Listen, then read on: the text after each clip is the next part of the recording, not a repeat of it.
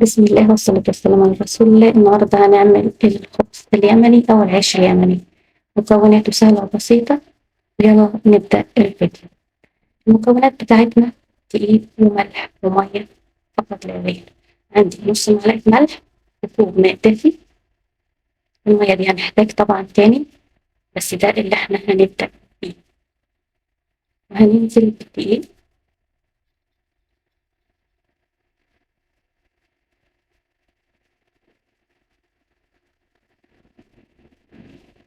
هننزل بكيلو دقيق كامل، لأن احنا هنعمل الكيلو كله.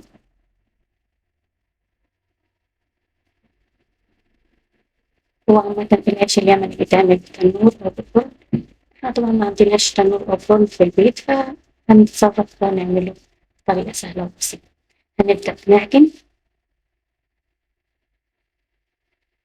لو احتاجت معانا مية تاني بنزيد المية، بنضيف مية كمان لحد لما نلاقي العجينة لمت معانا. العجين بتاعها مش بيبقى طري أوي أو جامد أوي أو قاسي أوي، بيبقى وسط. هنبدأ نقسم العجين لقطع متساوية على قد ما تقدري، متساوية يعني. هنخلص كل الكمية وهنبدأ المرحلة اللي بعد كده.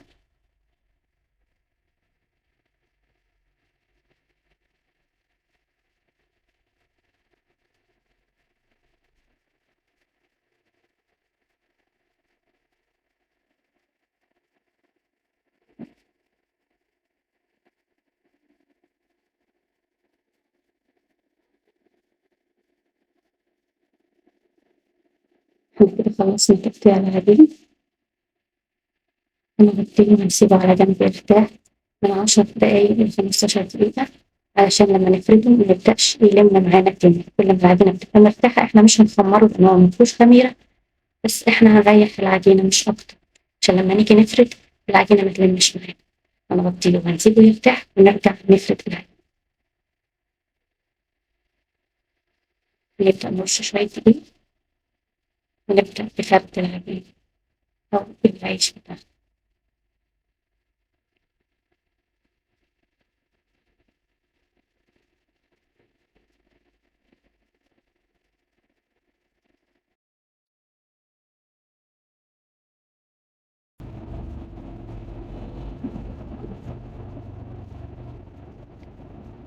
أنا هعمل كام قطعة على جنب علشان لما ابدا اشتغل تبقى الحكايه سهله معايا. لو انت عايز تعملهم قطعه قطعه براحتك، عايز تعمليهم كام واحده كده وتبداي تشتغل على النار مره واحده دي برضه براحتك.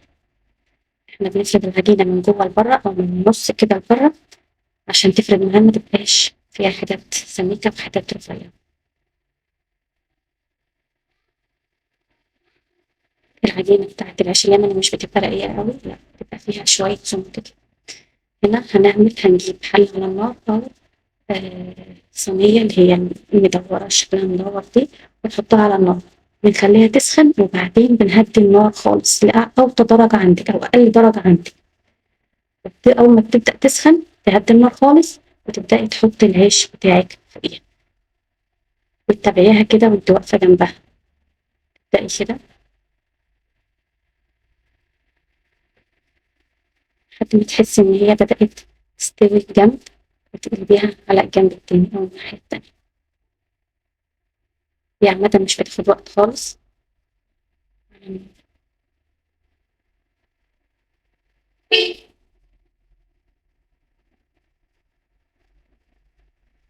لو الفيديو عجبكم يا ريت لايك واشتراك وكومنت حلو ومتابعة.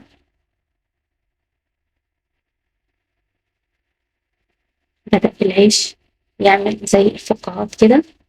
كده هو بدأ يستوي أو هو كده تمام استوى. بدأ يبقى فيه حتت كده بتتحمر معانا.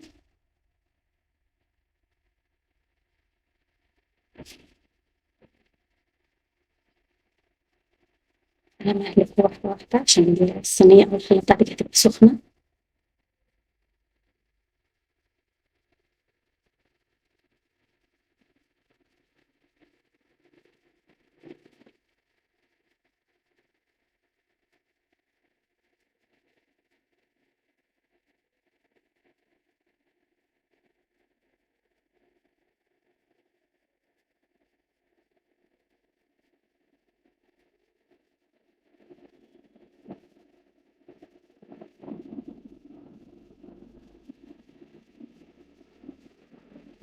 ننضف لو في شوية دقيق ولا حاجة بنشيلهم وبنرجع نكمل العيش بتاعنا.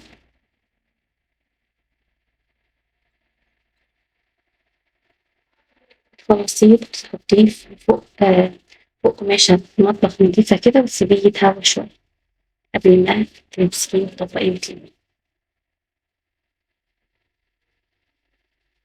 أنا كده خلصت، طري وجميل، طعمه حلو جدا وخفيف كمان.